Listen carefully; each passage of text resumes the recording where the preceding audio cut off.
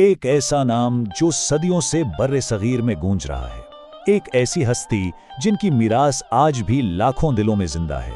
یہ داستان ہے لال شہباز قلندر کی۔ تو آخر یہ سرخ باز والے بزرگ ہیں کون، اور ان کی میراث میں ایسی کیا خاص بات ہے جو آج بھی اتنی صدیوں بعد لاکھوں لوگوں کو اپنی طرف کھینچتی ہے؟ چلیں اسی کو جاننے کی کوشش کرتے ہیں۔ ان سے منسوب قوالیاں پورے برے صغیر میں گونجتی ہیں اور ان کا مزار لاکھوں عقیدت مندوں کی منزل ہے، لیکن یہ تو ان کی غیر معمولی کہانی کا صرف ایک چھوٹا سا حصہ ہے۔ ذرا اندازہ لگائیے، ہر سال 20 لاکھ سے بھی زیادہ لوگ صرف ان کے عرس میں شرکت کے لیے سیہون کا سفر کرتے ہیں۔ یہ تعداد خود بتاتی ہے کہ ان کی عوامی مقبولیت کس قدر زیادہ ہے۔ اور اس گہری عقیدت کے بالکل مرکز میں ہے دھمال۔ یہ ایک ایسا وجد انگیز رقص ہے جہاں لگتا ہے کہ روح جسم پر حاوی ہو گئی ہو۔ یہ صرف کوئی ناچ نہیں بلکہ اپنے مرشد سے روحانی تعلق کا ایک زندہ جیتا جاگتا اظہار ہے۔ ان کا نام خود اپنے اندر ایک پوری کہانی سمیٹے ہوئے ہے۔ لال شہباز قلندر، ہر لفظ کے پیچھے ایک گہرا مطلب چھپا ہے۔ آئیے اس نام کے راز کو ایک ایک کر کے کھولتے ہیں۔ دیکھیں، ان کا نام بالکل ان کی شخصیت کا آئینہ ہے۔ لال یعنی یاقوت کی طرح سرخ، جو ان کے مشہور سرخ لباس کی نشانی ہے۔ شہباز یعنی وہ شاہی باز جو بہت اونچی پرواز کرتا ہے، یہ ان کی عظیم روحانی حیثیت کو ظاہر کرتا ہے۔ اور آخر میں قلندر، جو بتاتا ہے کہ وہ ایک آزاد روح، ایک گھومنے پھرنے والے درویش تھے۔ تو یہ قلندر ہوتا کون ہے؟ یہ اصطلاح عموماً ایک ایسے صوفی درویش کے لیے استعمال ہوتی ہے جو کسی خاص سلسلے یا ادارے سے جڑا نہیں ہوتا اور روحانی مستی کے راستے پر چلتا ہے۔ تو یہ قلندر کون تھے؟ ان کا سفر کہاں سے شروع ہوا اور وہ سیہون کی سرزمین تک کیسے پہنچے؟ آئیے ذرا ان کی زندگی کے اوراق پلٹتے ہیں۔ ان کا اصل نام تھا سید عثمان المروندی۔ وہ 1170 میں سیستان میں پیدا ہوئے اور پھر ایک طویل سفر شروع کیا۔ جوانی میں ہی وہ سندھ پہنچ چکے تھے، لیکن سیہون کو انہوں نے اپنا مستقل ٹھکانہ زندگی کے آخری دور میں تقریباً 1251 میں بنایا، اور یہیں وہ تقریباً 1 صدی کی عمر گزار کر اس دنیا سے رخصت ہوئے۔ یہ بات بھی بہت دلچسپ ہے کہ وہ اسی دور میں جی رہے تھے جب عظیم صوفی شاعر مولانا رومی اپنی شاعری سے دنیا کو منور کر رہے تھے۔ مطلب 2 عظیم روحیں ایک ہی زمانے میں سانس لے رہی تھیں۔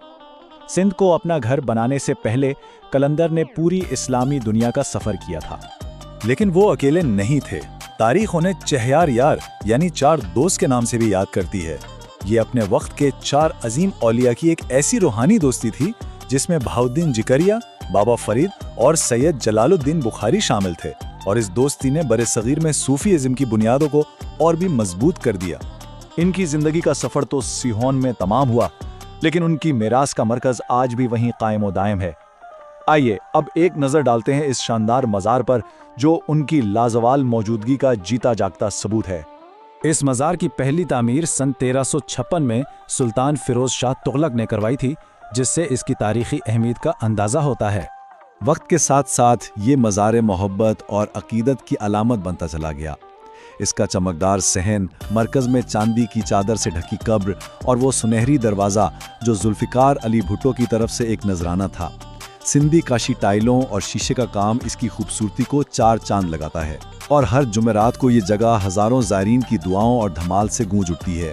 اب آتے ہیں ذرا جدید دور کی طرف، یہ دیکھنے کے لیے کہ ان کی میراث کس قدر مضبوط اور ناقابل تسخیر ہے۔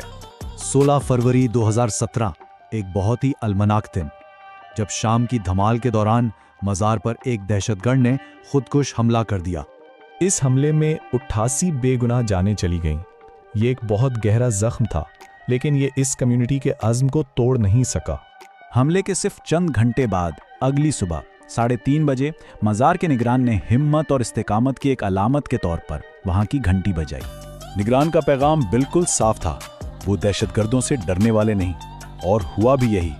اگلے ہی دن شام کو دھمال کی آواز پھر سے گونجی۔ یہ محبت اور امن کا وہ جواب تھا جس نے نفرت کو شکست دے دی۔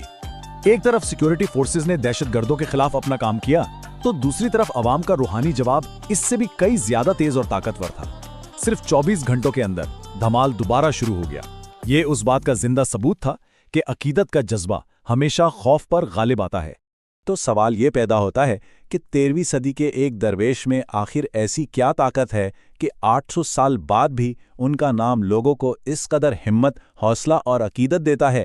شاید اسی سوال میں ہی لال شہباز قلندر کی لازوال میراث کا اصل راز چھپا ہے۔